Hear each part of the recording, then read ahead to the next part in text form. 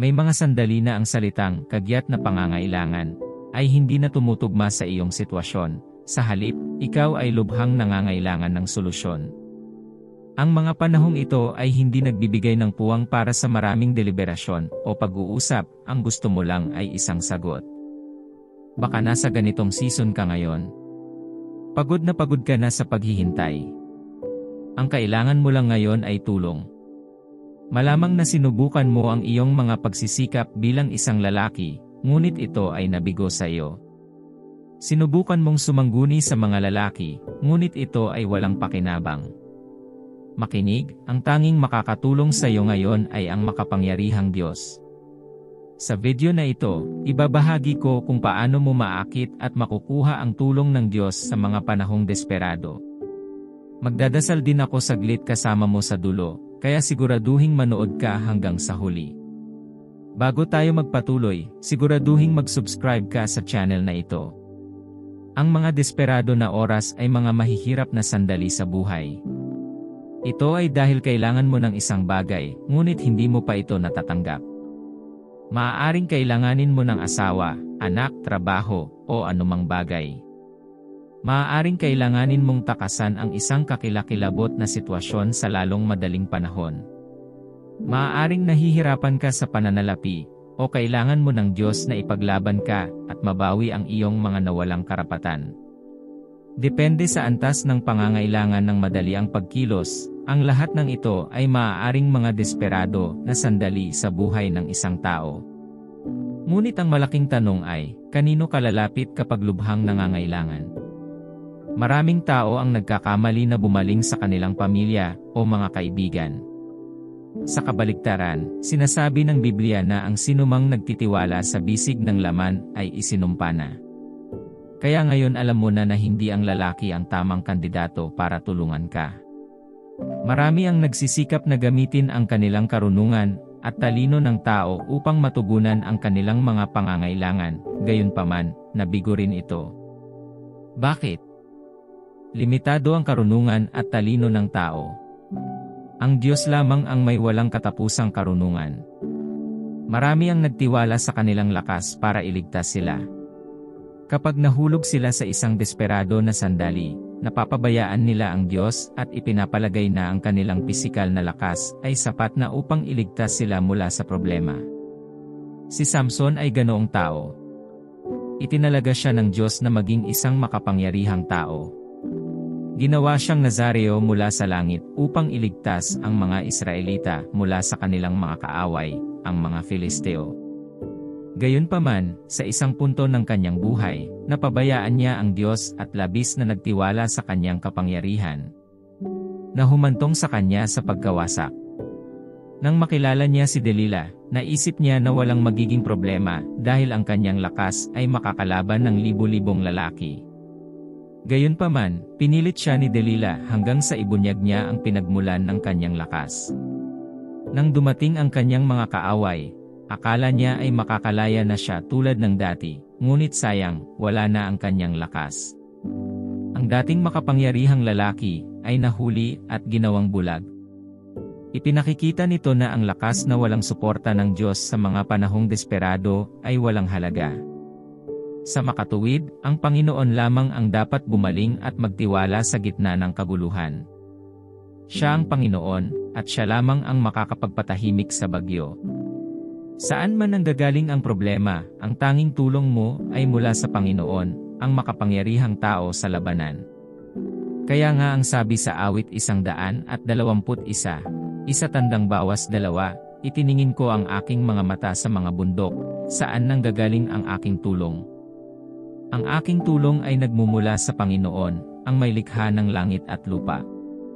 Ang iyong tulong ay mula sa Panginoon. Kung hindi ka sumasang-ayon dito, magdurusa ka ng hindi kinakailangan. Magdadala ka ng mga pabigat at pasanin na hindi mo dapat dalhin. Ikaw ay magiging nag-aalala at nababalisa. Patuloy kang maghahanap ng mga solusyon kapag nasa harapan mo na ang tunay na solusyon. Alam mo ba ang ganda dito? Ang Diyos ay sabik na naghihintay sa iyo na tumawag sa Kanya sa gitna ng iyong mga problema at pagkabalisa. Sabi niya sa awit 50:15, tumawag ka sa akin sa araw ng kabagabagan, ililigtas kita, at pararangalan mo ako.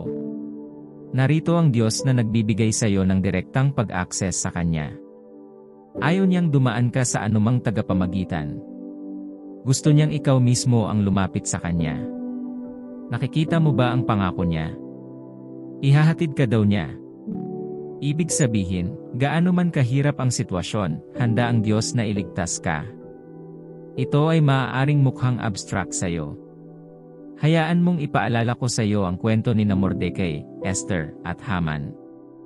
Si Mordecai ay isang Judyo na nakaupo sa pintuang daan ng hari, habang si Esther ay anak ng kanyang tiyuhin. Nang kailangan ng hari na mag-asawa ng bagong asawa, tiniyak ni Mordecai na si Esther ay lumahok sa paligsahan para sa asawa ng hari, at sa huli, siya ang napili. Sa kabilang banda, si Haman ay isa sa mga prinsipe ng hari. Ano ang nangyari sa pagitan ni Esther, Haman, at Mardocheo? Si Haman ay isang iginagalang na tao sa lupain. Lahat ay nagbibigay pugay sa kanya sa tuwing makakasalubong siya sa daan. Malaki ang impluwensya niya sa kaharian. Nakinig ang hari sa anumang sinabi niya. Gayunpaman, habang ang lahat ay nagbigay galang kay Haman, si Mordecai ay hindi. Bilang isang Hudyo, nanindigan siya sa batas na hindi siya maaaring yumukod sa sinumang tao maliban sa kanyang Diyos. Sa makatuwid, nagkaroon ng tahimik na pagkapuot sa puso ni Haman laban kay Mordecai. Naisip ni Haman kung paano haharapin si Mardocheo minsan at magpakailanman. Pagkatapos ay gumawa siya ng isang malaking plano upang alisin hindi lamang si Mordecai, kundi ang bawat Judyo sa lupain. Kaya't sinabi niya sa hari na ang ilang tao sa kanyang lupain ay hindi sumunod sa kanyang mga batas. Sa makatuwid, mayroong isang kagyat na pangangailangan para sa kanya upang alisin ang lahat ng ito. Ibinigay sa kanya ng hari ang kanyang singsing na pilak, ibig sabihin ay magagawa ni Haman ang kanyang gusto. Kaya naman, iniutos ni Haman na sumulat ng isang liham sa lahat ng lalawigan sa lupain, at tinataka ng singsing ng hari na ang lahat ng Judyo, kapwa bata at matanda, ay dapat patayin sa ika-13 araw ng ika-12 buwan. Dapat silang lahat ay lipulin sa isang araw, at lahat ng kanilang mga ari-arian ay kumpiskahin. Nang si Mardocheo ay umabot sa paghatol, pinunit niya ang kanyang damit at nagsuot ng sako na may abo, na umiiyak sa buong lungsod.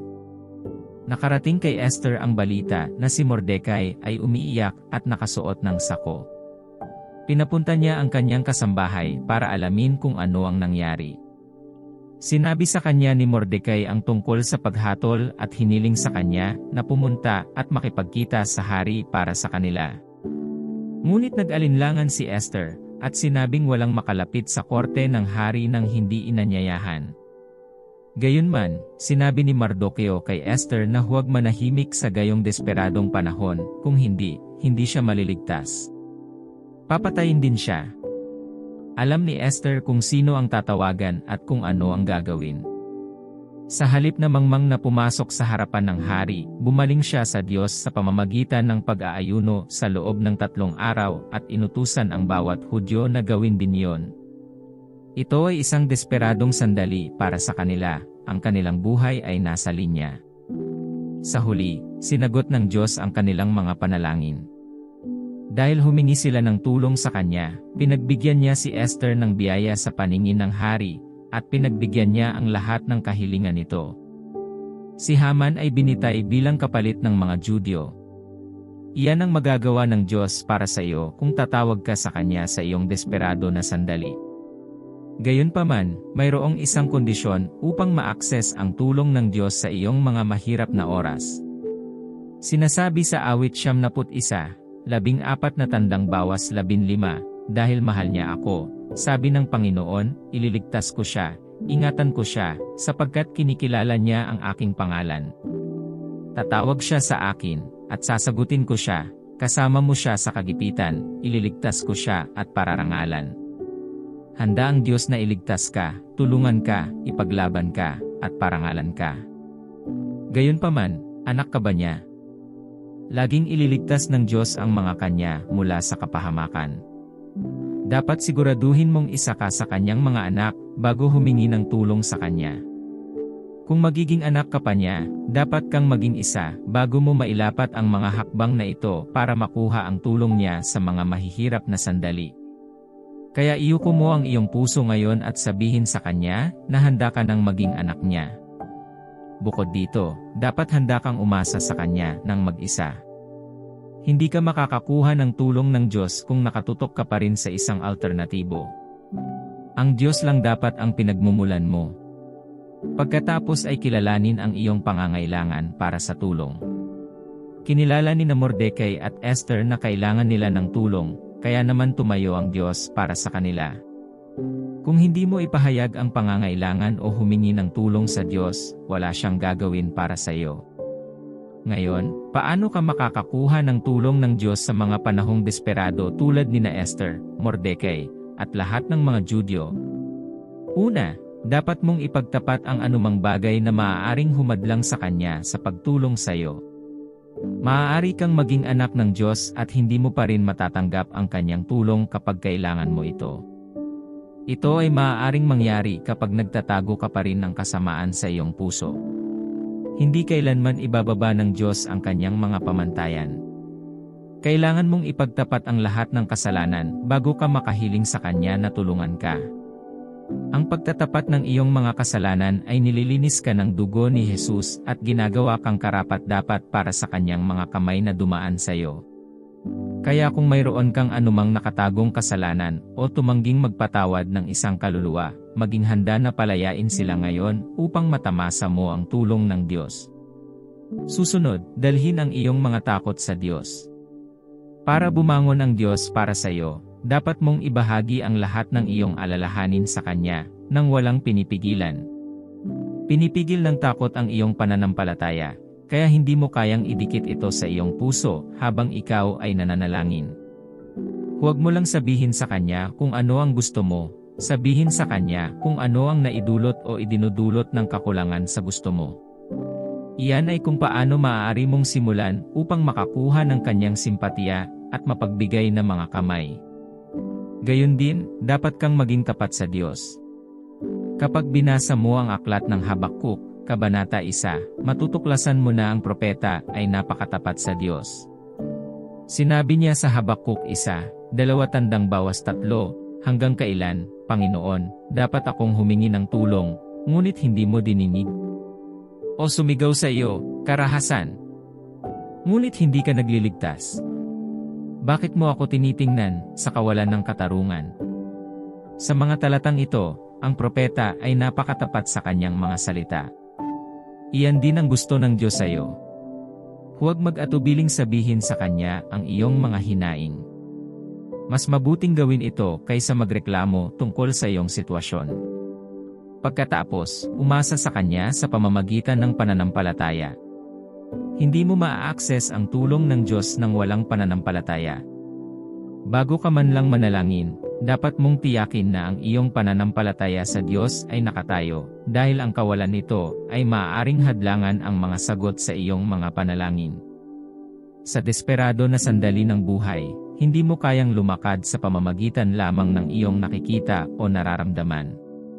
Dapat kang maging handa na lumakad sa pamamagitan ng pananampalataya dahil yon ang tanging paraan sa iyong kalayaan. Ang pananampalataya sa Diyos ay tutulong sa iyo na humingi ng tulong sa Kanya. Ang parehong pananampalataya ay tutulong sa iyo na matanggap ito. Kaya anuman ang iyong pangangailangan ngayon, gusto kong maniwala ka na sinagot ng Diyos ang iyong mga panalangin. Kung may pagdududa ka pa rin sa iyong puso, ang iyong tulong ay patuloy na nakatitig sa iyo, ngunit hindi mo ito ma-access. Ang Diyos ay handang tumulong, ngunit dapat ay handa kang maniwala. Gayon din, umasa sa biyaya ng Diyos. Ibinigay ng Diyos ang Kanyang biyaya sa pamamagitan ni Kristo. Kaya kapag tila hindi mo nauunawaan kung ano ang nangyayari sa iyong buhay o kung bakit nangyayari ang ilang mga bagay, tandaan na ang biyaya ng Diyos ay sapat para sa iyo upang makayanan. Ang biyaya ng Diyos ang tumulong kay Jose nang tuksuhin siya ng asawa ni Potiphar. Biyaya ng Diyos ang natanggap ni Esther nang lumapit siya sa hari. Ang biyaya ng Diyos ay gumana sa buhay ni David, na nakita siya sa lahat ng kanyang paghihirap hanggang sa umakyat siya sa trono. Matatanggap mo rin ang biyayang ito habang hinahanap mo ang mukha ng Diyos. Dapat ka ring magtiwala sa oras ng Diyos. Minsan, kapag humingi ka ng tulong sa Diyos, parang tahimik lang siya. Hindi ito nangangahulugan na wala siyang pakialam. Sa halip, gusto niyang dumaan ka sa panahong iyon para mas marami kang espiritual na birtud sa iyong buhay. Kaya kung handa kang humingi ng tulong sa Diyos, dapat handa kang magtiwala sa Kanyang oras. Ang oras ng Diyos ay hindi lamang ang pinakamahusay, ito ang tanging opsyon na dapat mayroon ka. Kung hindi ka makapaghintay hanggang ang Diyos ay bumangon para sa iyong tulong, ikaw ay magdudulot ng higit na kalituhan kaysa sa iyong iniisip. Huwag masyadong desperado na umalis ka sa kanyang agenda para sa iyong buhay. Matapos ipahayag ni Habakuk ang kanyang mga hinaing sa Diyos, sinabi sa kanya ng Diyos sa Habakuk 2:2 na isulat ang pangitain dahil ito ay nakatakdang mangyari sa takdang panahon. Marahil ang tulong na iniaalok ng Diyos sa iyo ngayon ay isang pangitain lamang. Ang pinakamahusay na magagawa mo ay maghintay para sa pagpapakita nito. Pagkatapos, magtiwala sa kapangyarihan ng Diyos kay Kristo. Dapat kang maniwala na magagawa ng Diyos kahit na ang tila imposible sa iyong buhay sa mga mahihirap na oras na iyon. Si Kristo ang representasyon ng kapangyarihan ng Diyos. Laging tandaan na lumakad sa katotohanan ito. Dapat mong laging sabihin sa iyong sarili na habang buhay si Jesus, ikaw ay magtatagumpay. Habang nabubuhay si Jesus, dumating na ang iyong tulong. Pagkatapos, sumigaw ka sa Panginoon. Hinihintay ka ng Diyos na humingi ng tulong sa Kanya. Kung hindi, wala siyang gagawin. Ngunit kapag sumigaw ka, babangon siya at ipaglalaban ka. Nahuli si Samson, at nagpa siya ang kanyang mga kaaway na pagtawanan siya sa publiko. Ngunit ginamit ni Samson ang pagkakataong ito para dumaing sa Panginoon. Sinabi niya sa Diyos na alalahanin at palakasin siya, upang lipulin ang kanyang mga kaaway, at iyon ang nangyari. Ang pagkakamali lang dito ay hiniling ni Samson na mamatay kasama ng kanyang mga kaaway. Isang aral iyon para sa iyo. Huwag kang masyadong desperado na hilingin mo sa Diyos na gumawa ng isang bagay na makakasakit din sa iyo. Maaari kang sumigaw sa Diyos para sa pagpapalaya, hindi para sa pagkawasak. Panghuli, tandaan na manatili sa kapaligiran ng papuri. Ang iyong mga papuri ay hindi dapat huminto kapag ang iyong mga pagpapala ay nakapause. Kahit na wala kang nakikitang kamangha-manghang nangyayari sa iyong buhay, hinihikayat kita na magkaroon ng puso ng pasasalamat. Ngayon, humingi tayo ng tulong sa Diyos sa mga panalangin at pasasalamat. Mahal na Panginoon, pinagpapala ko ang iyong pangalan para sa hininga ng buhay sa akin. Salamat sa season na ito ng buhay ko. Sinasamba kita sa pagtitiyak sa akin na sasagot ka kapag tumawag ako. Ikaw ang naging katulong ko sa nakaraan, at sigurado kong tutulong ka sa akin ngayon. Salamat sa palaging pagpapatahimik sa nagngangalit na unos ng buhay ko. Sa tuwing sinusubukan akong ibagsak ng kalaban, lagi mong sinisira ang kanilang mga plano. Kapag sinubukan nilang mawala ang tiwala ko sa iyo, palagi mo akong pinapatatag. Luwalhati sa iyong banal na pangalan, Ama. Sinasabi ng Biblia kung itatago ko ang kasamaan sa aking puso, hindi mo ako pakikinggan. Bukod dito, ang iyong tulong ay magagamit lamang sa mga gumagawa ng iyong kalooban. Sa makatuwid, ipinagtatapat ko ang lahat ng aking mga nakatagong kasamaan ngayon. Pakiusap hugasan mo ako at pagalingin mo ako. Hayaang buksan ng iyong awa ang pintuan ng tulong sa akin. Ipinapangako kong gagawin ko ang iyong kalooban mula ngayon. Lord, humihingi po ako ng lakas para malampasan ang mahihirap na oras na ito sa buhay ko. Sinasabi ng iyong salita na ang pag-iyak ay maaaring tumagal ng isang gabi, ngunit ang kagalakan ay dumarating sa umaga. Naway dumating ang aking kagalakan sa iyong takdang panahon. Alam kong mayroon kang naka-embed na mga bertud sa panahong ito para sa aking buhay. Tulungan akong makilala at gamitin ang mga ito.